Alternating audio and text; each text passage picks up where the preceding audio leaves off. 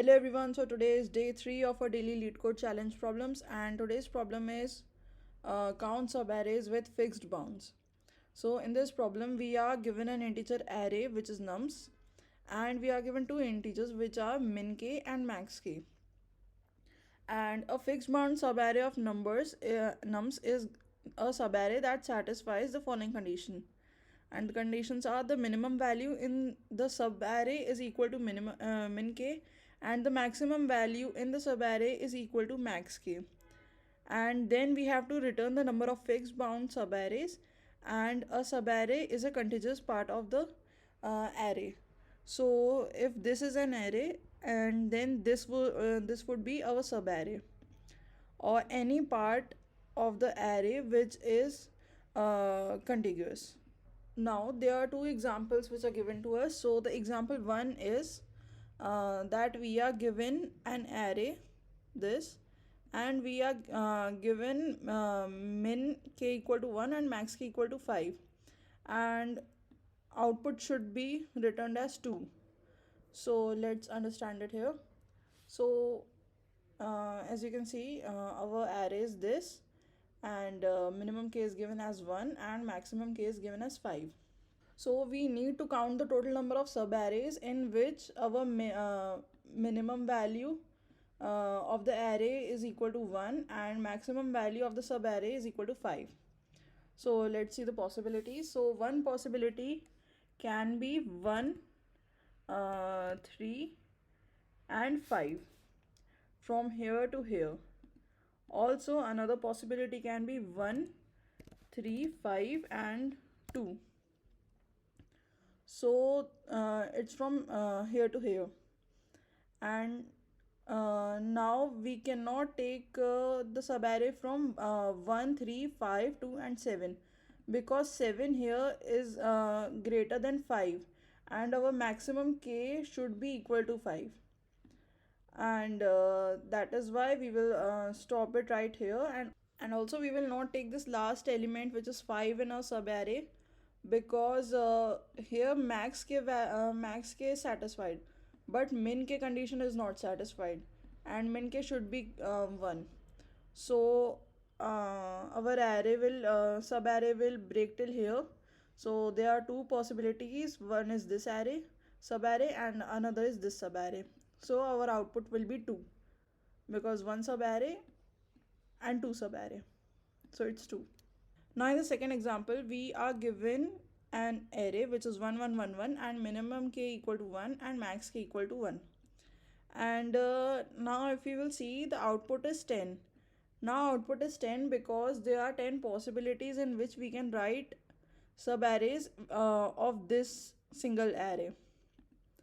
So from permutation and combination, we can see that there will be total 10 possibilities of subarrays, and every subarray will satisfy these both the conditions, because every element is 1, and minimum k is also 1, and maximum k is also 1. Okay, so now let's understand the logic for this problem. So in this problem, our code will iterate over the given array nums, and keeping the track of most recent positions of minimum k and maximum k, and it will also keep a track on the recent index left bound outside the range, that is of minimum k and maximum k. And for each element in the array, it falls within the range minimum k and maximum k. The code will update the most recent positions of minimum k and maximum k, and it will calculate the number of subarrays that can be formed between the most recent positions of minimum k and maximum k, and this will count to the answer. And if the current elements fall outside of the range of minimum k and maximum k, the code will update the left bound index to the current index I, and resets the most recent positions of minimum k to -1. And at the end, the code returns the total count of valid subarrays. So here's the code, and we are using a two pointer approach here, and we made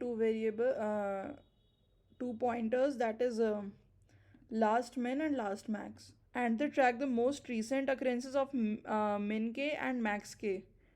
And the variable left bound represents the left end point of the current subarray to be considered. And by comparing the values of last min and last max and left bound, we are able to determine the number of valid subarrays within the range minimum k and maximum k. Okay, so here we have int n equal to nums dot length. So this statement initializes a variable n with the size of the input vector numbers. And then we have int left bound equal to -1. And this statement will initialize a variable left bound to -1. And this variable represents the index of the left endpoint of the current subarray being considered.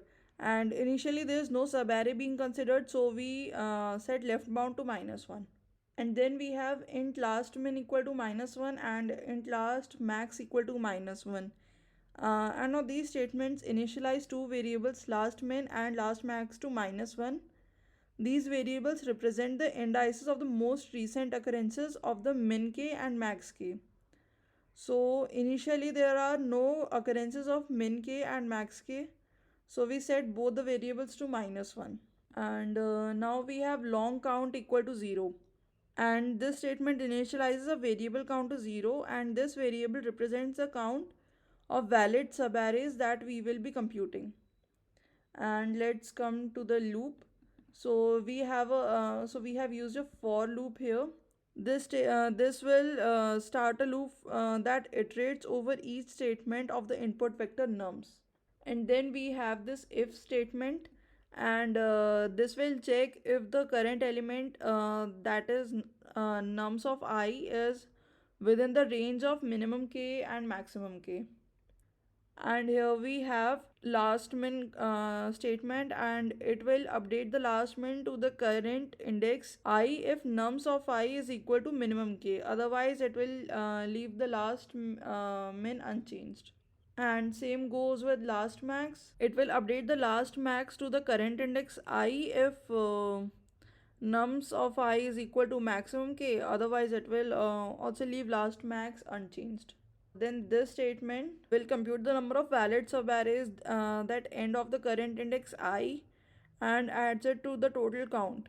And the number of valid subarrays is equal to the number of subarrays whose minimum and maximum elements will both be in the range from min k to max k. And then we have a else condition, and if this is not true, then we will just execute this, and then we will return the count. So now let's try to submit this.